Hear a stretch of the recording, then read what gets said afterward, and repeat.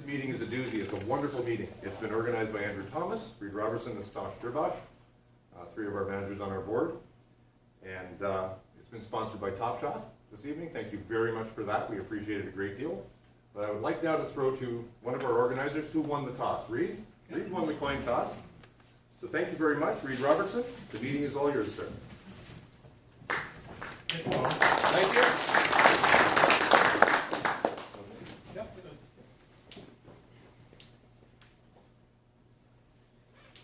We forgot the banner at home, so this handy bag from the 2012 tech seminar comes in handy with our banner, which we have our SMPTE logo up here. So tonight's topic on drones, we kicked this around in June trying to figure out what have we done before. We've done meetings where we've covered things we've never covered before. A few years ago we did one on solid-state digital recorders, which was some of the new technology coming out. Last year we did one on 1080p extraction out of 4K. What's the term for that? I looked at it the other day and I totally forgot it. Anyway, tonight we're going to talk about drones, UAVs, unmanned aerial vehicles. People have been using them for production, have enough thrust or lift capacity to carry a camera up and get a shot from the air. There's videos on the internet. It's a really good one of some guy flying up Niagara Falls and over the edge and back. So I remember seeing that about a year ago. But the first time I saw an FPV video was probably about 4 years ago. It was a gentleman in France. And you could actually see what he was seeing from the planes he was flying in. You know, with radio control airplanes. I've been a modeler ever since I was a kid. I've been flying radio controls since I was probably 12 or 13. It's been a long time. And I've been a lifelong member of MAC, which is the Model Aeronautics Association of Canada. So I figured tonight we'd start where FPV started. It started with a hobby. People commercialized it, as you see here. And to that effect, I've got Zoltan Pittner here from, he's the chair of the MAC FPV committee. First person view is what we call the ability to see what you see from the airframe, as if you were sitting on it flying it. So, to introduce Zoltan. I was always interested in anything remote controlled and flying. In 1999, he purchased his first 30-size helicopter and learned how to fly it. He also flew fixed-wing aircraft, which is what I fly. I tried helicopters back in the 80s, and one bad landing, and tail rotor and main rotor. It was about 110 bucks. No, I like airplanes. You can fix them and fly them again. So. In 2005, he became really interested in FPV, first-person view flying, which is piloting an aircraft that helped with a wireless video link.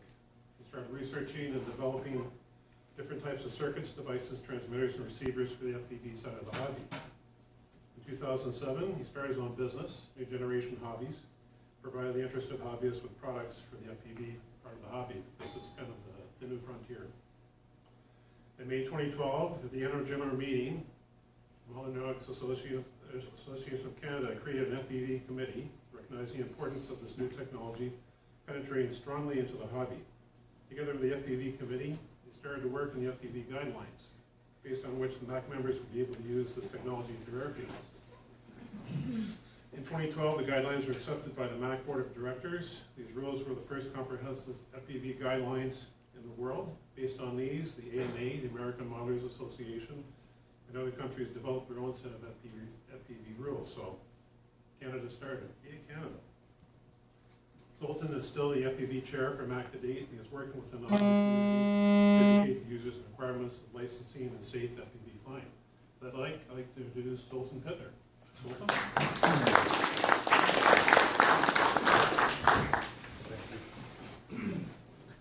Can the platinum memory card to MAC?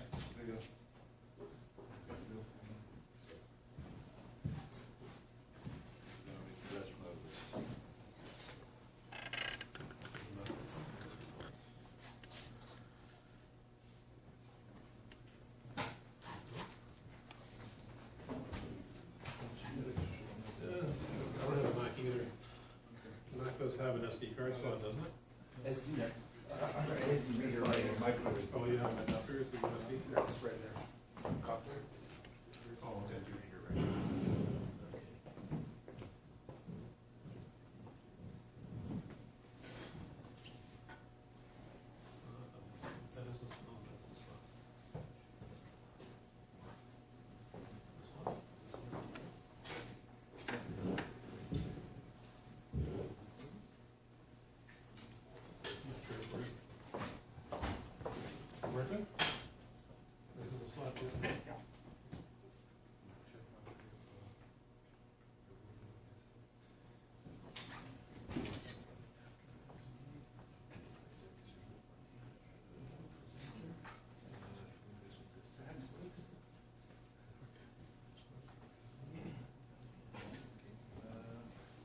just to show you how much I don't know about Macs.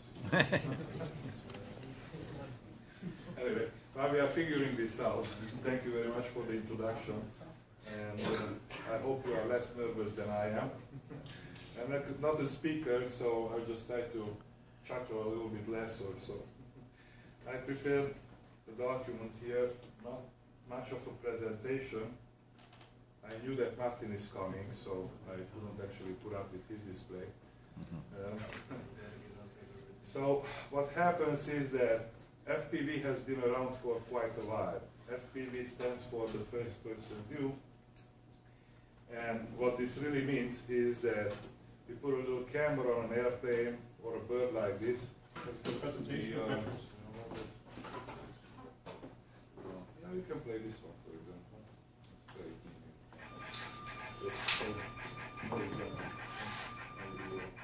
okay, good. So we put a camera on an airplane, and then we fly the airplane with goggles or anything, like we would be sitting in the pilot seat of the airplane. Now, this airplane actually has a so-called head tracker inside. What this means is that as I'm moving my head with the goggles, the camera in front of the plane is actually following my head movements. This is a little bit further down in the technology than what I want to speak right now. In 2003, 2004, there was a gentleman from Quebec. His name is Denis Graton, and he posted a few videos on the internet with the exactly same technology. He was using a foam aircraft.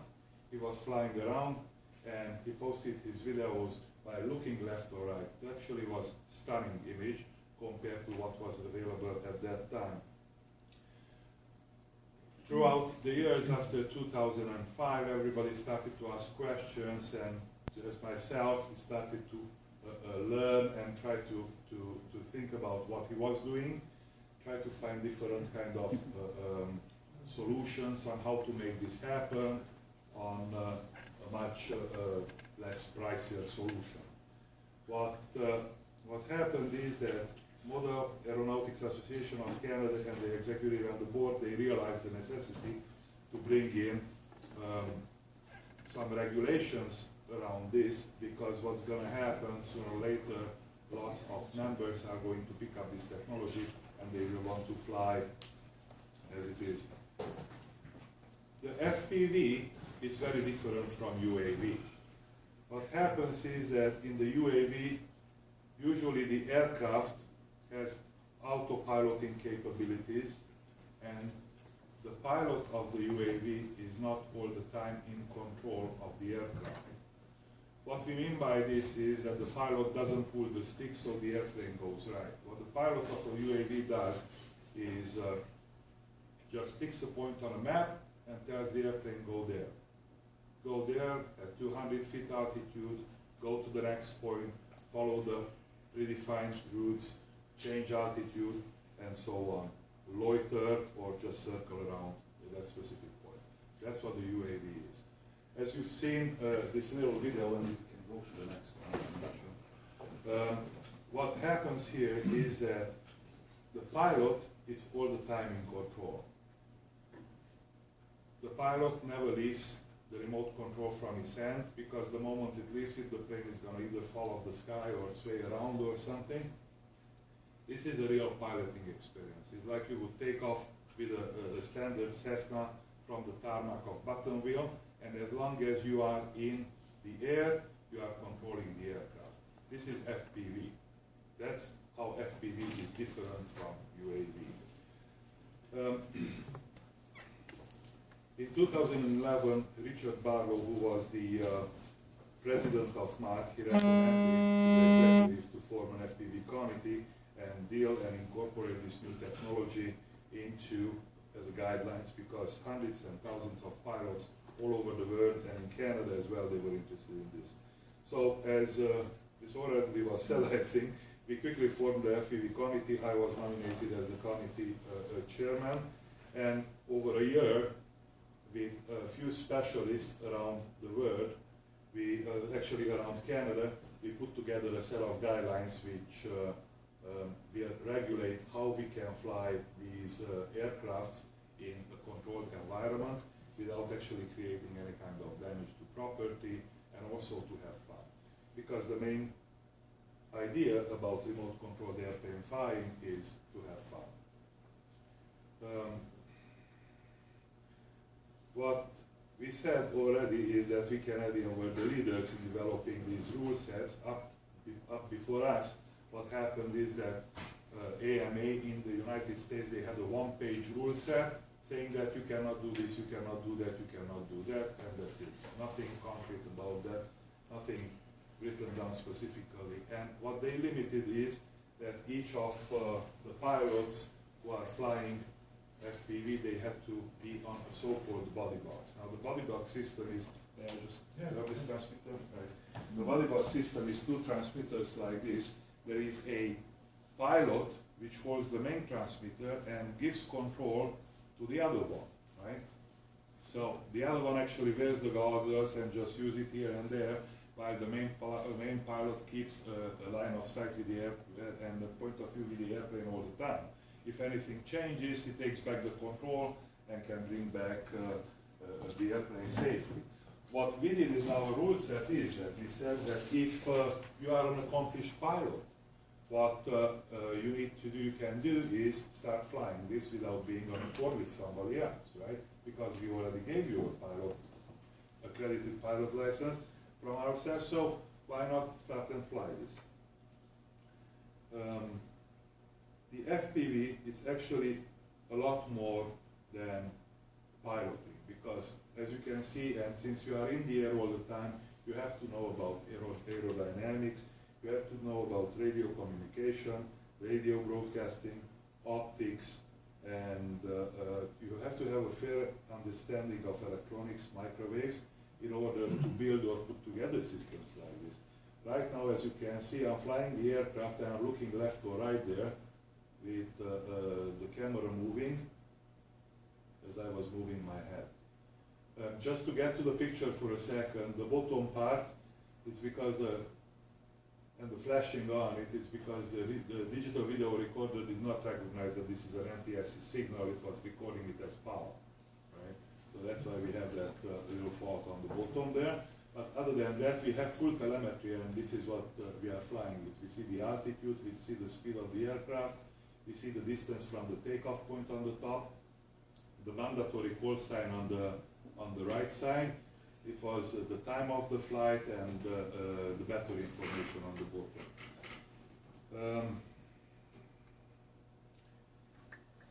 The other very important thing what the MAC guidelines put together is that we said that as long as you are flying in a MAC environment, you have to fly these aircrafts within the line of sight. And that comes from the definition and I would say agreement between Transport Canada and Model Aeronautics Association of Canada, saying that all remote controlled flight has to be within the line of sight of the pilot. We cannot break that rule. If we are breaking that rule, at that point our airplane becomes a small UAV, and it requires a special flight operation certificate. But if you have something like a 44 or 60-inch wingspan airplane, you can fly it about 500–600 meters away because the pilot still can see it, or the person who is right beside you, the spotter, can see it, and in case of a problem, it can bring it back. The other thing was the spotter rule. In order to eliminate the cord between the two pilots, what we needed to do is to put another body there who keeps the eye on the airplane all the time. So if anything happens with that airplane while I'm flying, or not with the airplane, with the digital video link while I'm flying, and that can happen, let's say the GoPro camera goes offline during the flight, and all you see is a black screen from there, and you don't know where you are. If you take the goggles off and you start looking for the airplane, it can be anywhere in the sky. So that's why there is the spotter. You just hand off the transmitter to the spotter and he brings back the airplane. The fact that we can go that far away, it brings us to the question of legal licensing. 99% of the video transmitters which are available on the market today for FPV are transmitting on frequency which are either shared between the public and radio amateur operators, or only available for the radio amateur operators. Therefore, the operation of such FPV airplane or drone requires a radio amateur certificate. In other words, a ham license. The frequencies which are shared between the public bands and the radio amateur bands are 2.4 and 5.8 GHz mainly. There is a big controversy because many companies who advertise these video transmitters, they're all analog, and some of them, they advertise them as license-free, which is not true. All of these at the moment, which are analog, require a ham license. In order for a device not to be license exempt, it has to comply with a document from Industry Canada called RS-210. RS-210 sets out parameters for the devices which they have to comply with to be license exempt and not to need a ham radio license. For example, if I want to fly FPV, just let's say a 300-meter radius and not more than that, I will need a video transmitter minimum of 100 milliwatts. Right? Now the RS-210 limits the output at the antenna level to 0.75 milliwatts for those who do not have a license. So the 100 milliwatt is way higher than that. Hence, any video transmitter on those frequencies requires a ham license to be used legally. Right?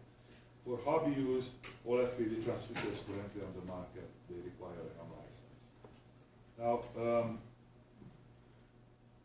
since this is commercial application and mainly videography, right? Drones, airplanes, and everything equipped with video downlink, which uses analog video transmitter, which are within the ham bands, and we cover here 900 MHz, 1.2 GHz band, 2.4 GHz band, 5.8 GHz band. Those cannot be used legally without a ham license.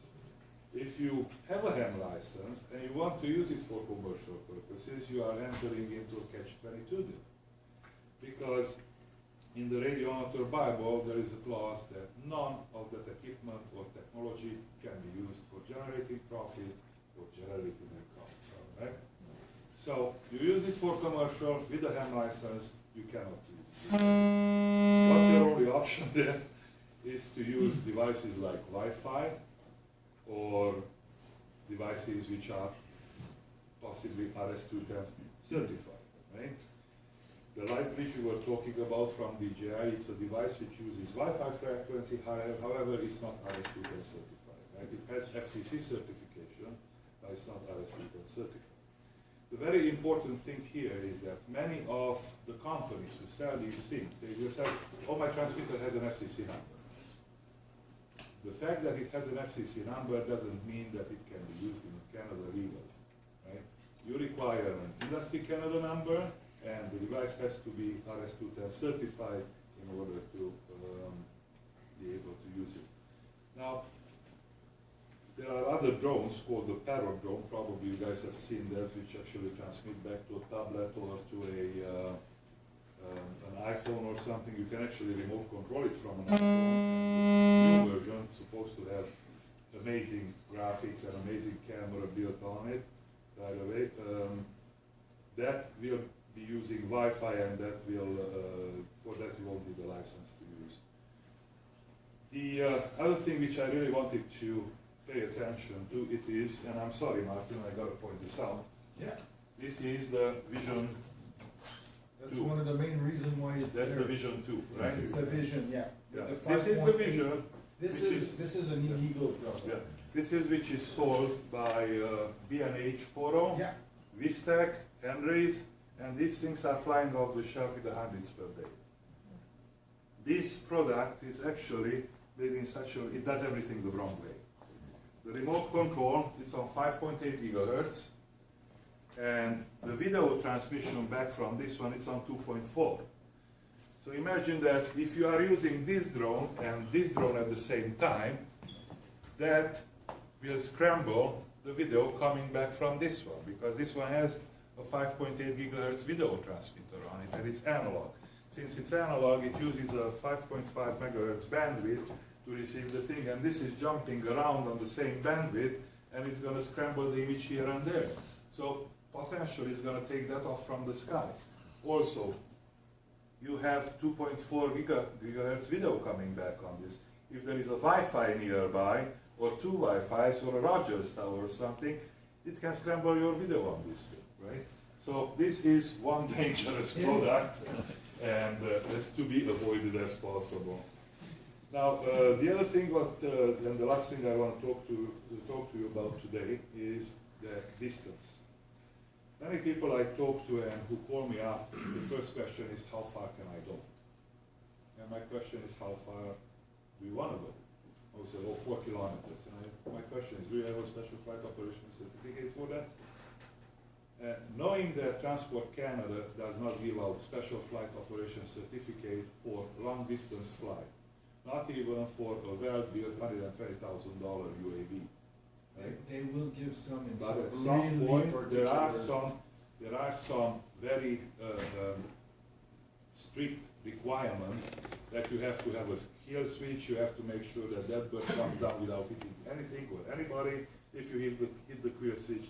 So that's the main reason when people come to me and they ask, I want to fly 4 kilometers, why? You can go and set up a ground station 4 kilometers away and you can film whatever you need, right? There have been cases when people have been flying 4 kilometers, 60 kilometers. There was a video in, I think made in Spain at some point along the shoreline. The guy took off with an airplane, flew 60 kilometers and back on one single battery charge. It was an amazing video, beautiful, barely any dropouts. But for that, to accomplish that, what you have to realize is that you got to overcome the Fresnel zone, right?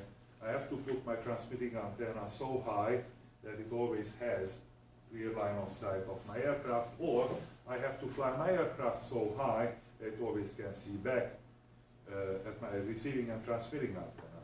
Now, what's the problem of that? In most of the cases, my flights are limited to 400 feet or less if I'm in a remote controlled airplane. Now, Canada does not limit remote controlled airplanes, only in special areas to 400 feet. But in the US, for example, there is a 400 limit ceiling for remote controlled airplane flight. I think that's all I would like to say for tonight. If you guys have any questions. Well, what about that drone supposedly was encountered by a commercial aircraft at 6,000 meters, 20,000 feet? You know, that's a serious drone. I mean, you're not going to take a $350 Radio Shack Patriot with a cell phone battery and fly it at 20,000 feet. And they claim that they didn't know who it was. Well, if it's a serious drone, it doesn't qualify as hobbyist stuff, and you have to get the special license and flight plans and all that, then obviously whoever was flying it They must have either was a license some bootleg or pirate somebody dude knew with a about big it. budget with a very fancy drone. I think that today it's not a problem to put up an airplane at 6,000 feet. That's the thing. It's So how about easy. 20,000 feet? 20,000 feet, it's a little bit more complicated, and it can be achieved, right? With different kind of hops and different kind of transmitter. Of course, you're not going to fly it with a transmitter like this, but we need a more powerful transmitting station. It can be done, right? Even at the hobby level, right? The thing is that what we within MAC try to do, right, within Model Aeronautics Association of Canada, is to educate people that please don't fly around airports, right? Don't fly. There was I was on Global News about 2 weeks ago, and for half an hour I was talking to the reporter and asking him that please try to present the positive thing of this, right? I showed him this video. Was almost the same time when he was there, right? So I showed him the positive. I put him at the goggles and everything. So the moment we start the interview, the segment on the TV, he comes back with a report from Richmond Airport where a drone films the incoming airplane. And I think probably most of you have seen it because it was on, I don't know, RCMP is investigating the guy. It turns out that this guy was visiting from Vietnam, and he now is back in Vietnam, and he did this shot and put it up on YouTube. So it causes problem for us, right? Because it all comes back to the model. Whenever something is model related, it all comes back to Mac, even though the guy wasn't a Mac member, right? So what we are looking for is trying to bring the positive into this, like what you guys are doing, right? Filming. I had probably about a month and a half ago, there was a movie shot downtown with Adam Sandler being the director, and a friend of mine was providing the digital video for the helicopters over thing and so on. It was beautiful. So there is perfectly good use of that. They had all the licensing, all the necessary information to do this legally and properly, right?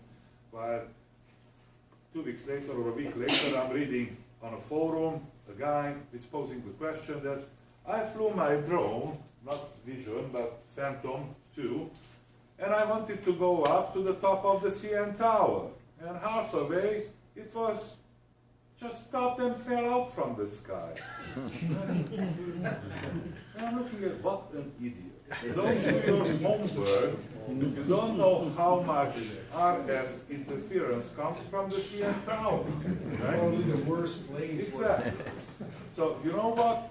$1,000 down in the ground, Good for you. it's worth it, you know? Well, VizTech, as soon as they got their first or second DJR, went and buzzed the CN tower, put it on YouTube, and then they said, oh, it's greater than 400 feet. And so the videos disappeared. I have seen several cases when people were flying off from the beaches, right? Several cases, and even people putting their call sign on the video, right? Beaches is under the jurisdiction of the island airport, right? It's zero, up from ground zero you cannot take off from there. So, You may want to mention sense and avoid, because that's the biggest problem, right? So sense and avoid is, okay, so you go up, you're a bad guy, you go too far, but how can you see you or avoid somebody else? Pilots can't avoid a goose, because they don't see it, until it's too late, these are small. Yeah, that's Sense and avoid is that's one of the things that this gentleman was saying about the 20,000 feet drones. Right now, what we might gonna see within the future is actually real plane pilots that are so much afraid of drone that they're trying to find a way to get us down. So did he really saw a drone at 20,000 feet? Nobody will ever know. nobody will ever know. And so that's the other thing, and I'm training professional drone pilots, and we're working with the training school that trains real airplane pilots, and most of them are telling me that at 20,000 feet at the speeds that they're going, there's no chance that you can see something that is small like that. So, and it's not even at 20,000 feet. On an approach, you are coming down with 170 miles an hour with a Boeing or anything like that, right? 170 miles an hour, a drone like this passes by, you can't see it. I don't think so. You can't see a bird, right? I just saw, I think on Discovery Channel, they showed that what effect a bird has on the windshield. It's like, look at this video. The bird hit the windshield. There was nothing, only a scratch. That's all, right? It's 170 miles an hour. When something hits the windshield, it's either there or it's not there. That's all, right? It was somewhere and now it's here. So it's hard to believe some of the reports. And last year, I know that we had a few security reports from Transport Canada coming back to the safety committee at Mark at Buttonville. They noticed a few airplanes, and it wasn't drones like this, airplanes flying around at the altitude of the incoming airplanes, the landing airplanes. Which I would say, yes, it's possible, because if there are 2 or 3 airplanes and white airplanes, you can notice them against the ground, right? And whenever you are on approach on a smaller Cessna, probably your speed is lower.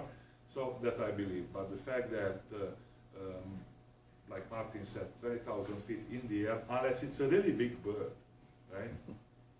Well, for starters, it's 500 millibars, so there's half the atmosphere up there. So you need twice the thrust, Yeah. which is going to give you 1/2 the battery, or loiter time with your battery. Yeah. I mean, you're starting to get into some serious engineering to make something fly at 500 millibars. and come back. And well, we assume it can. Some of those they have solar panels. Sorry. Did you say that Mach doesn't have a ceiling on the altitude? I thought it was 400 feet was the maximum. No. No? Mach doesn't have a ceiling. There are two things which Mach doesn't have compared to the US. One is at the moment there is no ceiling, right? If you are, unless you are in the city. Let's say in the city, our club is at Humber Valley, which is at Still Sam Kipling, and very often airplanes are coming above that area for landing, right? So we do have to keep the 400 feet ceiling. But out, let's say if you are somewhere in Schomburg on the soft farms and you have a Mach field there is no ceiling limit for you, right? The only law right now is actually you're not allowed to go in the clouds. So right now, if the clouds are low, that is your ceiling, and you're not allowed to put aircraft in danger. So try to interpret that. Because our club says 400 feet is. Yeah, it's guideline and it makes Yeah. sense. Whereabouts are you? Whereabouts? In the Bramley Club. Bramley Club. Yeah. Is there a Brampton? That's close to the Brampton Airport, isn't it? At Caledon. Well, There it is. There is your explanation. well, right? it's about 5 kilometers away. So that's your explanation, because the Brampton Airport in Caledon, that's close by, right? Okay. Within 5 or 10 miles of the the airfields of the airports, right? There is a limitation. Now, just one more second, then I'll finish this. What we have is that the software, which is loaded up on the Phantoms recently, or on an iPad, or even on an open source autopilot, recently they started to integrate circles, no-fly circles. So if they know that there is an airport there, right, your bird is not going to take off on GPS. You got an 8-mile radius uncontroller airport that will not make you alright. Manufacturers are picking up with these safety regulations, and from sooner or later it's going to, but it doesn't mean that you cannot take off in manual mode. Turn on the GPS, you take off manually. I'm sorry, any more questions and I'm done. Okay, well, thank you, Zoltan.